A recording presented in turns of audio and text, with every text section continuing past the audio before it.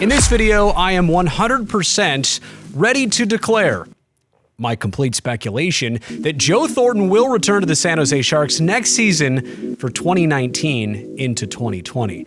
Now, I say complete speculation, but a lot of what I'm about to share is based on personal observation as well as gut instinct and knowing the bigger picture of the individual, Joe Thornton, as well as the team, the San Jose Sharks. And to be 100% transparent with you, I should admit this right off the top.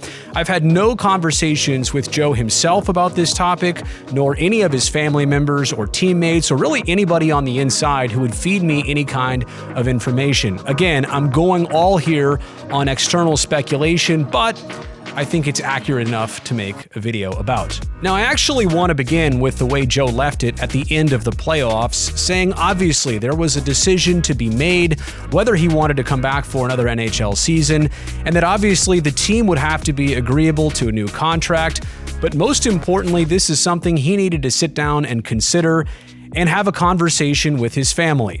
Obviously, he's a world-class hockey player. He's a legend. He's a future Hall of Famer.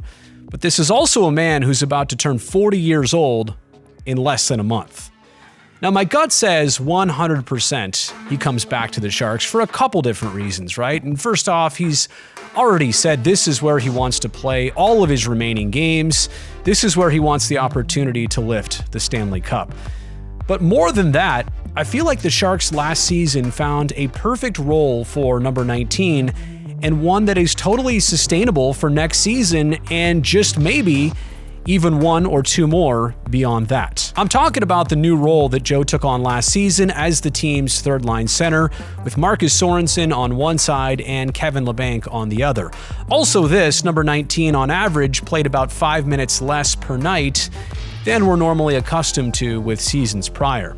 I think this was a super important transition twofold. For Joe, it kept him healthy, I believe, longer through the 82-game regular season and the 20 playoff games that San Jose was a part of.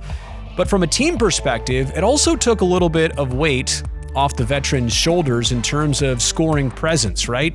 This is what Joe has been known for his entire career, and especially with San Jose, is fueling their offense, being the distributor of the puck at even strength and on the power play, the guy who led to the goals if he wasn't scoring them himself. So San Jose kind of got away from their reliance on number 19 in terms of scoring this season. It was much more of a diverse effort.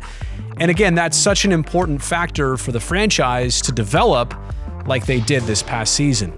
Sustainable, I think, is just the key word in this entire decision for Joe and what he could mean to the hockey team for next season and potentially beyond. Going back to these last playoffs, they were his first healthy ones since the spring of 2016 when the Sharks went all the way to the Stanley Cup final. 2017 and 18 respectively were each hindered by different knee injuries. You imagine the frustration for the veteran who all he wants is a chance at the postseason and couldn't get it. And that's why I feel like the sustainability of his brand new role could help him get to another playoff experience with this team the next time around. I also want to throw this out there, and it's not to get ahead of the front office or the coaching staff, but it's just kind of a question I'm curious to see if it would even make any sense. What about the notion and the strategy of pacing Joe Thornton through an entire regular season so that he would come out maybe just a little bit stronger in the playoffs, or so that you could almost guarantee a little bit more that he'd be healthy when the playoffs roll around. Look, number 19 is not a player who wants to miss any of the 82 regular season games, but if there is a way to manage how many games he plays this upcoming next season, again, I don't know if it makes sense to the team or to Thornton individually, but I'm curious to know if that would have any effect and make him even more impactful when the playoffs roll around next year. I want to leave you with a thought I know we've all had, and that is, what will it be like when Joe Thornton is no longer on these San Jose Sharks? What will the team look like? What will the void he leaves be like? And I think we all understand that it's going to be significant, but I just don't know if any of us have a true realization of this team without number 19. And I think there's some prime examples we can go back to when Joe Pavelski got hurt in round 1, game 7. Who was the first teammate out there with the Gatorade towel to put on the back of Pavelski's head and help him skate off the ice. That was Joe Thornton, who was the player that came back to the bench and really rallied and motivated his teammates by not asking, but by demanding that they score 3 goals on this 5-minute major power play. Hey, they got 4. But Joe Thornton was that spark.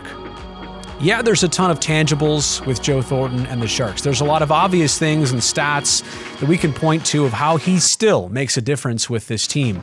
But for me, it's all about the intangibles, the things that you don't see on a game-to-game basis, but happen on bus rides and plane flights and during practice sessions. I think that is the true value of the Hall of Famer Joe Thornton that none of us have even realized, no matter how much we've watched him in decades with the San Jose Sharks. So yeah, will Jumbo be back in San Jose next season?